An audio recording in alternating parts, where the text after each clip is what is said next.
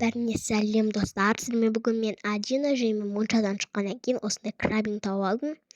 Бағана ғана моншадан шықтым, и мен мынау бірінші крабинг. И маған моншадан шыққаннан кейін осы крабинг прям удобно, да. И как всегда мен осыны тағамын мен тағып жатырмын. И мен қазір күте тұрмын, косметика манеж жасаймын. Обзор типа жасаймын, давай кеттік. Шығарамын, вот менде осындай розовый сумочка, менде косметичка жоқ, ол мамада бар, кстати, косметичка. И короче ішін ашып өтсін деп тұрмын. Ішінде менде азақ қана косметика, блеск біріншісі. И одан кейін қазір күте тұрыңыздар. Бұл бізде детский крем. Мен детский крем жағамын, а то мен бетіме шыға береді. Вак, блин, вак не алып жүр. Бұл бізде 39, а бізде блеск бірінші. Және де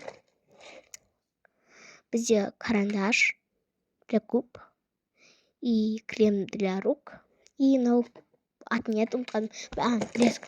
Бұл бізде тас қасырдан короче, бәрі против мүмкін жинайын деп жатырмын.